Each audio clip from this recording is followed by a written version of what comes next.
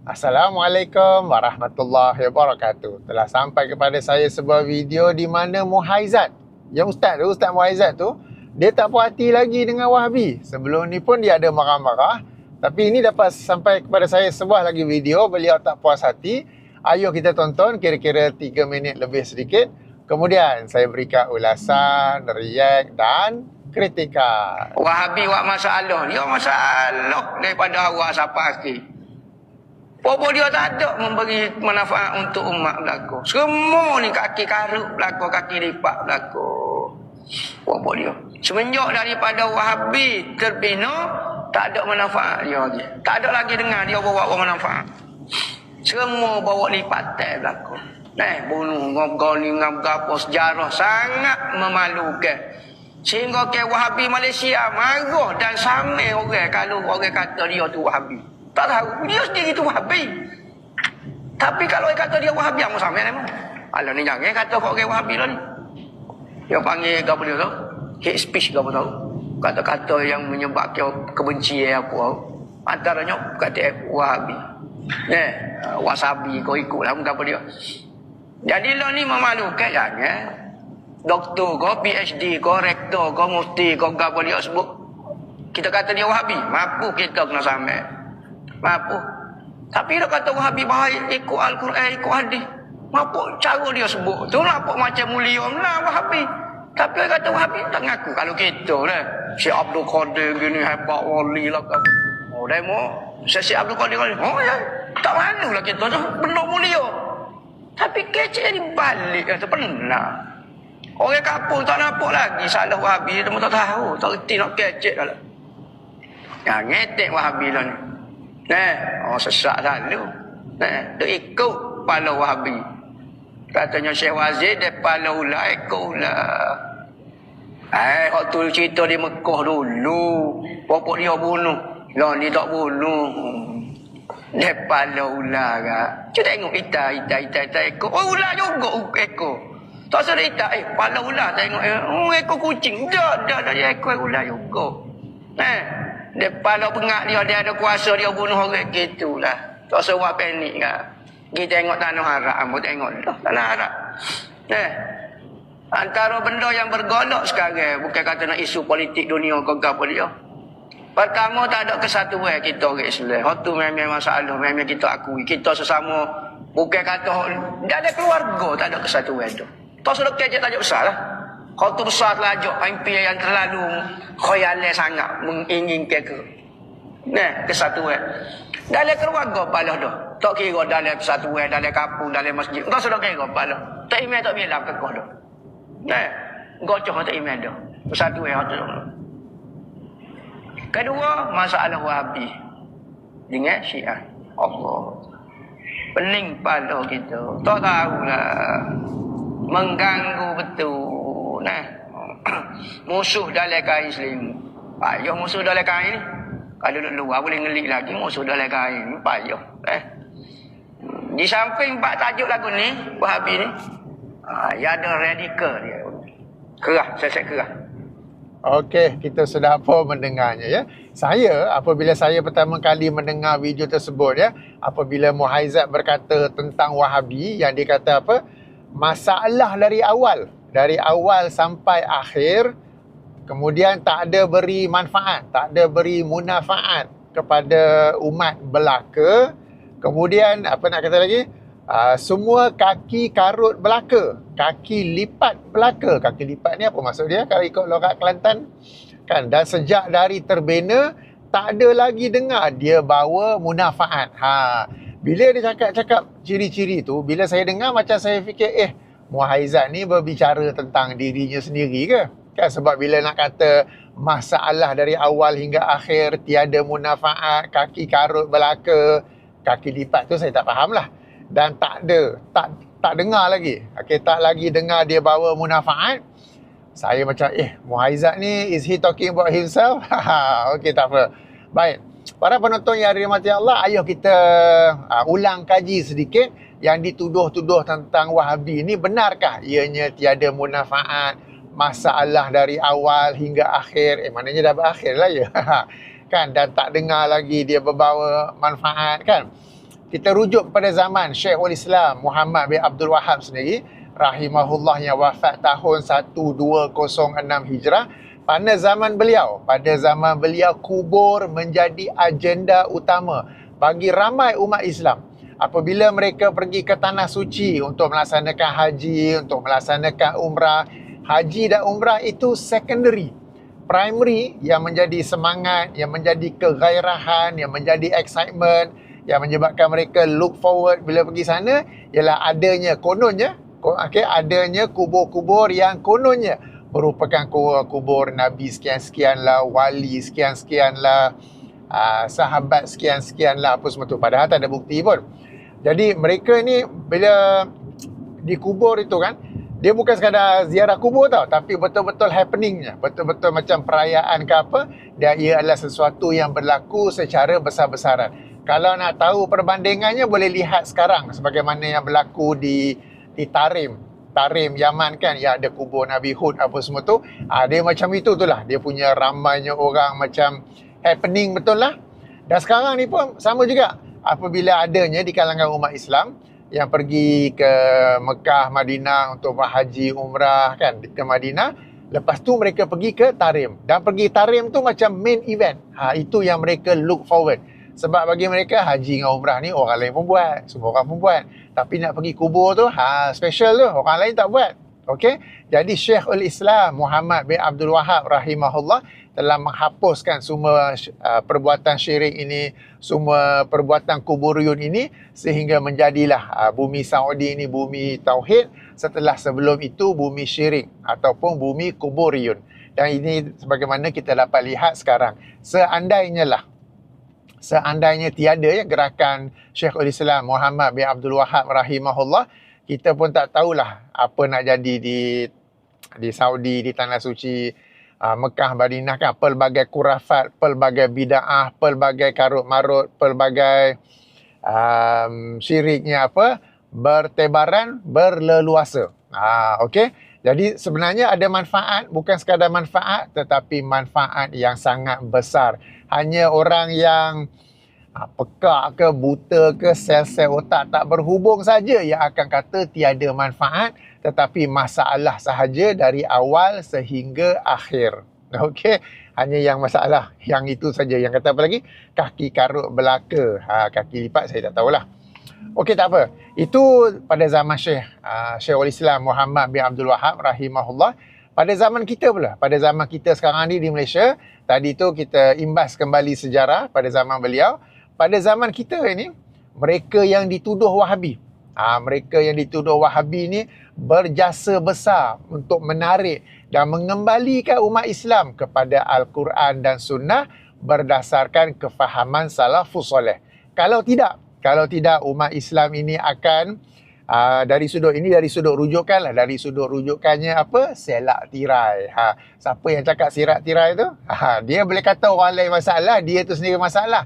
Okey, kalau tak ada mereka yang dituduh Wahabi ni, umat Islam di Malaysia ni, sumber rujukan agamanya selak tirai. Orang ni selak tirai, orang tu selak tirai, masing-masing akan jumpa sesuatu yang berlainan, berbeza di sebalik tirai masing-masing.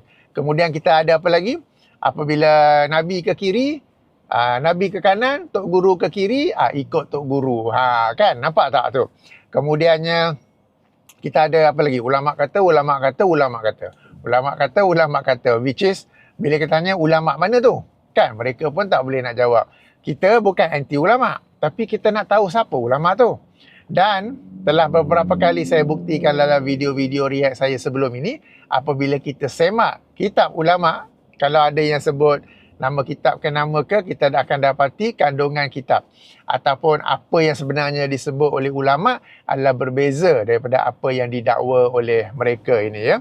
Dan kemudiannya apa lagi ada? Okey, hadis.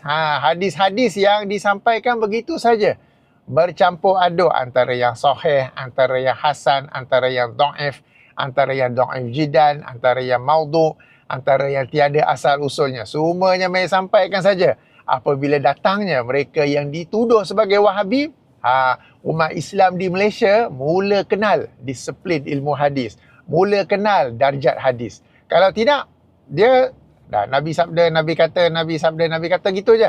Nobody knows darjatnya macam mana. Kan? Dan kemudian kita ada juga apa yang disebut sebagai AADK. Asalkan ada dalam kitab. Dulu mereka buka kitab. Tapi asalkan ada dalam kitab terus disampaikan tanpa dianalisa, dikaji, dibanding dengan Al-Quran atau Sunnah. Maka dari sudut rujukan agama, sumber agama, mereka yang dituduh Wahabi ini memiliki jasa yang sangat banyak mengembalikan umat Islam kepada Al-Quran dan Sunnah berdasarkan kefahaman salafus soleh. Di sini kita bukan mengabaikan ulama, kita merujuk ulama, okey? Tapi rujukan tu dengan cara yang betul. Maknanya ada nama dia, ada kitab dia dan kita pun rujuk. Ia bukan sekadar sebab mereka ni ulama, jumhur, kita pun siapa tu? Kan? Tak tahu pun kan? Jadi kita memang betul-betul buka kitab, ada nama kitab, ada nama ulama, jilid ini, muka surat ini. Okey, dan apa yang ada dalam kitab itu pun kita akan semak dengan Al-Quran dan hadis. Ia bukan sekadar AADK, asalkan ada dalam kitab terus ambil. Bukan begitu ya. Asalkan ia selari dengan Al-Quran dan hadis berdasarkan kefahaman salafus soleh, maka kita pun ambil. Apabila tidak selari, kita tinggalkan. Okey. Ini dari sudut sumber rujukan. Kemudian kalau dari sudut akidah pula. Dari sudut akidah, mereka yang dituduh Wahabi ni, inilah yang telah mengembalikan umat Islam di Malaysia ini kepada akidah yang berdasarkan Al-Quran, hadis dan kefahaman salafus soleh. Menjauhi akidah yang berdasarkan falsafah. Silap pula. Falsafah yang begitu berbelit-belit, begitu rumit apa semua tu. Okey, dan mereka yang dituduh Wahabi ni jugalah yang telah mengembalikan umat Islam di Malaysia ni kepada mentauhidkan Allah dengan sebenar-benar tauhid dan menjauhi semua bentuk syirik, baik yang jelas maupun yang samar-samar, baik yang kecil maupun yang besar. Okey, kalau tidak dulu, okey, ataupun kalau tidak ada mereka yang dituduh sebagai Wahabi ni, kita akan lihat aktiviti istighasah di kubur, berdoa kepada ahli kubur akan bertebar. Sekarang ni mereka ada nak buat, tapi adanya orang-orang yang dituduh Wahabi ni yang sentiasa mengkritik, yang sentiasa menegur, yang sentiasa menasihati umat Islam, jangan buat seperti itu. Contoh yang lain yang berkaitan dengan akidah, dulu-dulu masyarakat kita kalau barang hilang memang suka jumpa uskun, ustaz dukun. Siapalah ambil barang dia kan, dompet ke, handbag ke, apa ke kan. Sampai-sampai yang beberapa tahun ni pun ada kes kan yang student di universiti tu laptop hilang tu, pergi jumpa uskun, siapa ambil laptop, kemudian mereka menzalimi kawan mereka sendiri dengan begitu dahsyat sekali. Ini perkara yang berkaitan dengan akidah ni. Okey.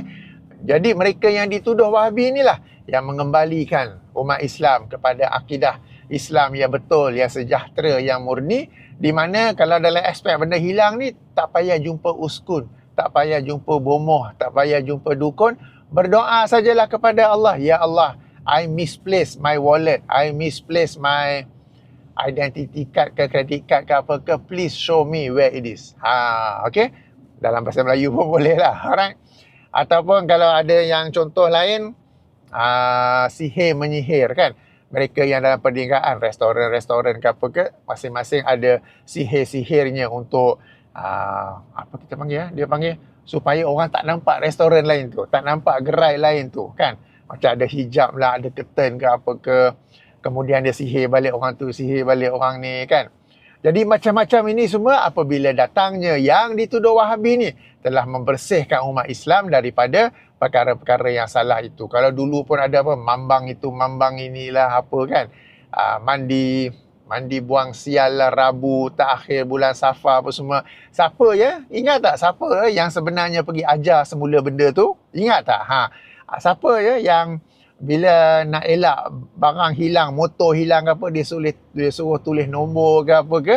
Siapa ya yang bila ada orang nak kahwin, dia boleh suruh lihat bintang, bulan apa semua tu kan, yang untuk mengetahui ramalan lah, tahrir lahir apa semua, boleh tengok ya dalam playlist video-video yang saya react kepada tu kan. Jadi yang dituduh Wahabi inilah yang telah membersihkan umat Islam daripada semua karut-marut akidah semua karut-marut tauhid syirik, semua karut-marut syirik tersebut. Okey. Alright.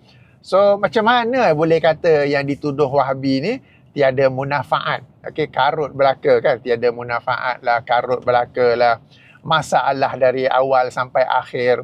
Bila dia kata akhir, dia maknanya dah habis lah, Wahabi ni tak ada seorang ni kan. Okey. So tadi itu dari sudut rujukan agama, dari sudut akidah, kemudian dari sudut fiqh pula, hukum hakam.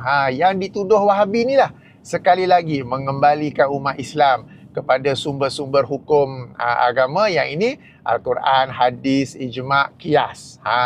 Tak ada hukum-hukum yang tokok tambah sehingga memberatkan. Kalau para penonton ingat bulan Ramadan yang lepas, saya ada react beberapa ustaz yang mengajar bila nak buang air besar kena tunggu malam kan. Sebab kalau buang air besar pada siang hari, kalau yang turun lancar tu tak apa. Kalau yang turun sembelit ke apa ke, okey, kemudian kemud, ada yang masuk balik dalam jubur ke apa ke. Sebenarnya dalam kitab, okey, nak sebut mazhab Syafi'i dia ni pula. Dalam kitab ada sebut tau, bila dah kemud, bila seseorang tu beneran najis keluar. Bila najis keluar kemudian dia kemud, okey, sebahagian jatuh dalam jamban, sebahagian lagi terlekat dalam jubur dia tu kan. Kalau dia tak masuk balik tak apa tau. Tapi kalau dia masuk to a certain level baru batal puasa. Kalau sekadar kemud dan dia masuk sikit saja, dia tak batal puasa. Dia ada, bukan panggil level, dia adalah masuk ke tahap mana baru batal puasa. Okey, saya bila baca tu, saya duk fikir orang tu bila dia buang air besar, dah lah dia sembelit, dia kena teran keluar apa semua tu kan. Kemudian dia dah kemud, kemudian dah ada masuk kan. Kemudian dia nak kena kira ke, dia nak kena bawa ruler ke, dia nak bawa, kena letak kamera selfie kat bawah tu ke untuk tengok tahi tu masuk balik sedalam mana. Ini dalam kitab ada. Bahkan kalau saya ingat, okey, nanti saya bagi link dalam kotak description je daripada pejabat mufti wilayah Persekutuan, bukan zaman Datuk Dr. Zulkifli Al-Bakri, tapi zaman selepas tu yang saya geleng-geleng kepala tu kan. Okey, kalau saya jumpa balik, nanti saya letak balik situ ya. So najis yang dikemut itu bila masuk balik jubur pun ada level masuknya tu. Oh, jadi orang yang buang yang besar tu pun kan. Kemudian kita ada apa? Kononnya disunatkan mandi selepas maghrib sepanjang Ramadan. Kemudian ada mandi saja-saja, ada mandi syariat, apa semua tu kan. Ini semua adalah perkara-perkara yang memberatkan umat Islam yang tidak berdasarkan Al-Quran dan hadis. Okey. So yang dituduh Wahabi ni adalah membebaskan umat Islam daripada hukum hakam yang memberat-beratkan itu. Okey, hukum hakam yang memberat-beratkan itu, yang ditokok tambah yang okey, lapis topik dah. Tak, saya pun marah juga. Yang entahlah, apa hal yang nak menyusahkan umat Islam dengan pelbagai hukum-hukum tersebut yang tidak ada pada Al-Quran dan hadis. Dan ini yang saya ada sebut, tak silap saya Ustaz Azli ada sebut, dia tempias daripada ilmu falsafah. Apabila ia masuk dalam akidah, ia pun masuk dalam hukum fiqh juga. Sampai akidah jadi rumit, hukum-hukum fiqh pun jadi rumit juga. Okey, baik. Okey, kemudian dari sudut masih lagi dari sudut fiqh, perbandingan mazhab, dianya dibuka luas. Dulu bila perlu saja. Sekarang dia tak, dibuka luas. Asalkan ada dalil, ada hujah, siapa yang nak ambil pandangan itu dipersilakan. Kalau nak kata memudahkan pun tak apa. Kalau mudah pun boleh saja diambil asalkan ada dalil dan hujah. Okey. Dan juga beralih kepada pandangan yang kita kata selari dengan zaman. Kalau ingat pada bulan Ramadan saya ada react kepada Nazrul Nasir yang dia cerita kalau nak ambil rukhsah tidak berpuasa ke berbuka puasa dalam bulan Ramadan, dia kena sahur bila lah, bertolak bila lah, macam mana apa semua tu kan, which is totally rubbish. Apa dia sekarang ni, dia bergantung flight tunggu apa, bergantung bas ekspres ataupun lori pula, bas ekspres ataupun kereta api nak jalan pukul berapa kan. Bukannya kita boleh ubah-ubah. Dulu zaman nak naik unta tu mungkin boleh lah kan, pukul berapa yang nak bertolak sendiri-sendiri kan. So hukum-hukum fiqh yang dah tak relevan lagi dah pun. Okey, yang dituduh Wahabi telah membebaskan umat Islam di Malaysia ni daripada belenggu sedemikian.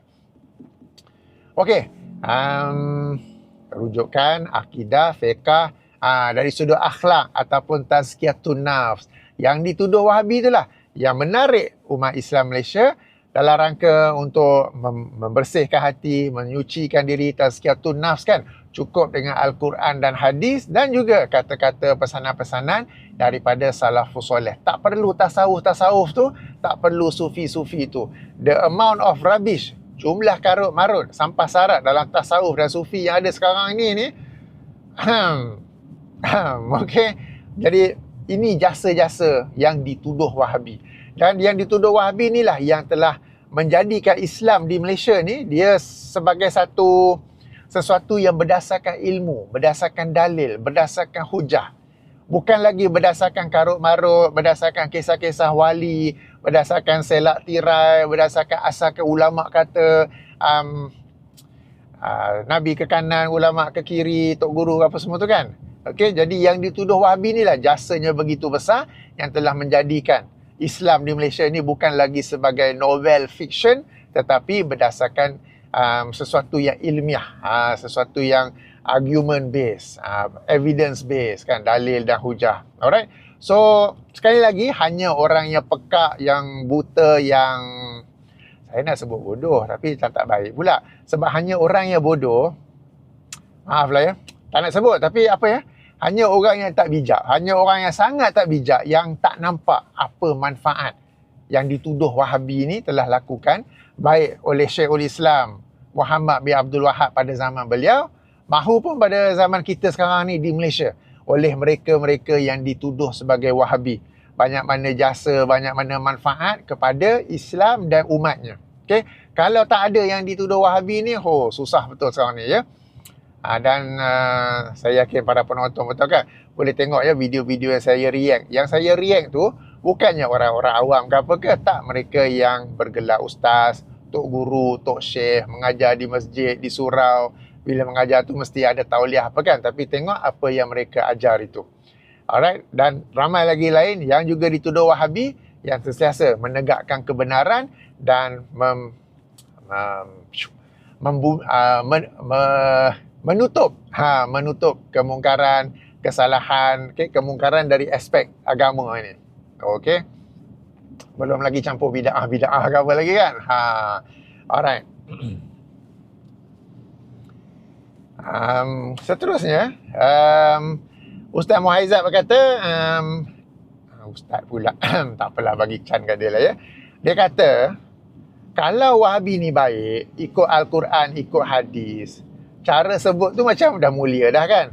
Tapi bila kita sebut ataupun bila kita kata kat dia, dia tak nak mengaku pula. Bahkan siap saman pula lagi.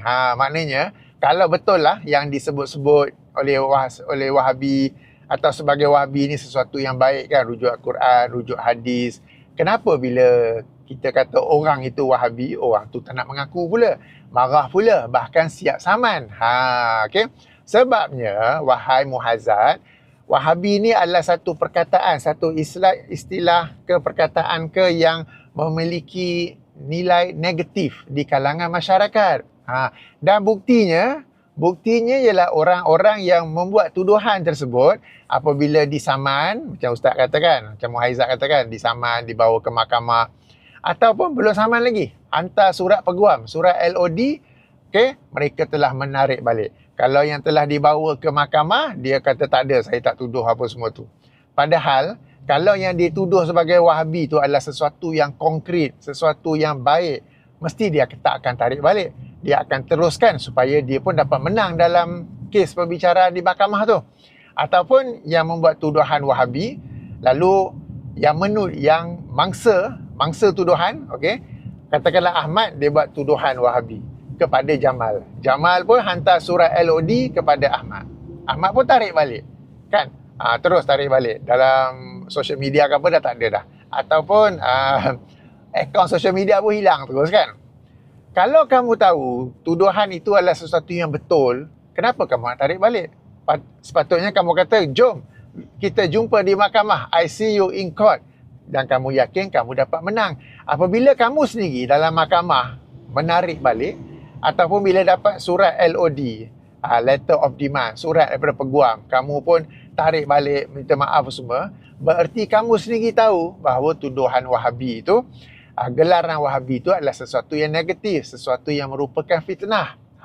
Okay. So, ianya bukannya orang yang tuduh Wahabi tak nak mengaku Wahabi ke, malu disebut Wahabi ke, tak. Yang membuat tuduhan itu pun tahu.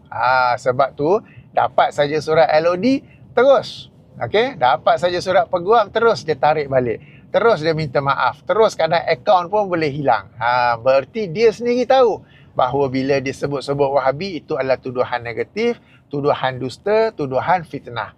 Dan dia tahu kalau perkara ni bawa ke mahkamah, dia tak boleh menang.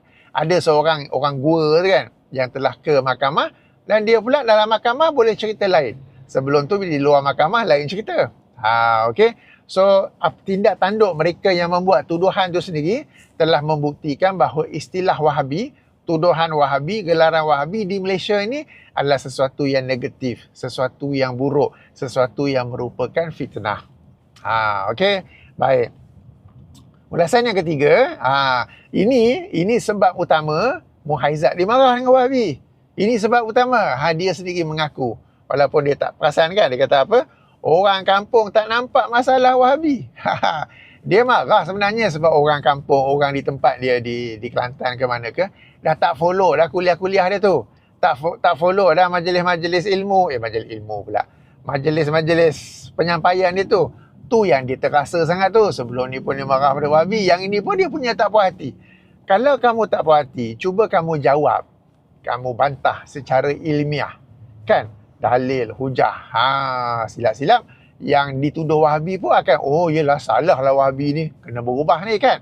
Tapi kalau kamu sekadar hanya membuat lontaran-lontaran seperti yang kita dengar tu, dan sekarang ni kita tahu sebab utamanya kenapa orang kampung tak nampak masalah ni, tak, sebenarnya wahai Muhaizat, orang kampung dah nampak. Sebab tu orang kampung pun telah berhijrah daripada mengikuti kamu, okay, kepada mengikuti mereka-mereka yang dituduh sebagai Wahabi.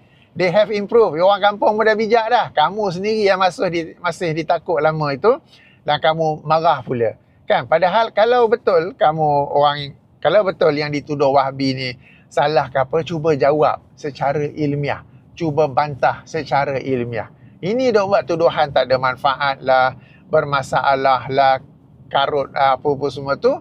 Which is tuduhan-tuduhan tu, kritikan-kritikan yang tak ada nilai tu sebenarnya memberi gambaran tentang diri anda sendiri.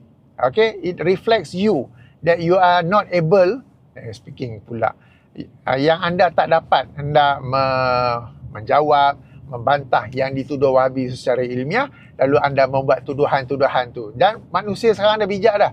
Bila dia dengar tu, dia akan tahu, Muhaizat ni dia tak boleh nak jawab. Lalu dia membuat tuduhan-tuduhan seperti itu. Dan sekarang ni Muhaizat sendiri kata, orang kampung pun duk ikut Wahabi. Orang kampung pun duk ikut mereka yang dituduh Wahabi. Kenapa? Orang kampung pun sudah bijak. Mereka pun dapat menilai antara hak dan batil, antara hitam dan putih. Alright? Tak lagi kena tipu, selak tirai lah, hadis yang entah hadis mana-mana ke, apa semua tu kan. Okey. Kemudian yang akhir dia kata apa? Ada juga Wahabi radikal, set-set yang keras. Sebenarnya semua aliran, semua kumpulan, semua jemaah ke apa, ada segelintir yang radikal, segelintir yang keras. Ini semua ada. Alright? Bukan sahaja yang dituduh Wahabi, yang lain-lain pun ada juga. Alright? So tidaklah patut untuk dikatakan pada Wahabi saja. Tapi kan bagi saya kan, ada seorang tu yang kebodohannya tu agak radikal. Siapa agaknya? Para penonton tahu tak? Okey. Baik. Jadi sebagai rumusannya, nampaknya masalah problem Muhaizat ni, dia nampak masalah problem pada yang dituduh Wahabi, tetapi dia lupa masalah pada dirinya sendiri, kan? Dia sendiri tak dapat nak jawab, nak bantah yang dituduh Wahabi tu, sehingga akhirnya dia boleh hanya kata apa? Kita baca balik, masalah dari awal hingga akhir tiada beri munafaat, semua kaki karut belaka, kaki lipat belaka, sejak dari terbina tak lagi dengar dia bawa munafaat, kan? Kata-kata ini, wahai Muhaizat, menunjukkan kamu tak dapat nak menjawab, membantah, membuktikan kesalahan yang dituduh Wahabi itu secara ilmiah. lalu kamu membuat tuduhan-tuduhan seperti itu yang sebenarnya ia kembali kepada anda. Kembali kepada anda yang tidak mampu untuk menjawab, untuk membuktikan kesalahan secara ilmiah. Baiklah, saya punya traffic jam ni tak habis-habis lagi. Video dah habis dah. Okey, tak apa. Demikianlah ulasan, react dan kritikan saya. Jadi para penonton yang dirahmati Allah sekalian, yang dituduh Wahabi tu sebenarnya banyak jasanya, tapi saya tak kata yang dituduh Wahabi tu perfect ke, sempurna ke apa, memang ada kekurangan ke apa ke yang sentiasa akan cuba diperbaiki, tapi hakikatnya yang dituduh Wahabi tu ada banyak manfaatnya, ada banyak jasanya kepada Islam dan umat Islam di Malaysia. Dan perkara ini telah disedari ramai, sebab itulah ramai yang mula mengikuti mereka yang dituduh Wahabi. Sampai-sampai kalau ingat sebelum ni pun saya ada buat video kan, video react di mana Persatuan Guru-Guru Pondok, Ketua Guru Pondok pun ada membuat kenyataan kan, membuat press conference, sampai ada dua persatuan Tok Guru Pondok ke apa kan. Mereka sendiri telah merasa faham bahawa orang tak pergi lagi sekolah pondok, tapi pergi kepada yang dituduh-tuduh sebagai Wahabi. Okey? Dan tuduhan beralihnya orang kepada yang dituduh Wahabi ni sebab mereka sendiri dah dapat menilai. Mereka sendiri dapat menilai, menganalisa kan. Dan mereka sendiri telah nampak dan telah dapat mengesan perbezaannya. Okey, baik. Saya akhiri dengan subhanakallahumma wa bihamdika asyhadu an la ilaha illa anta astaghfiruka wa atubu ilaika. Assalamualaikum warahmatullahi wabarakatuh.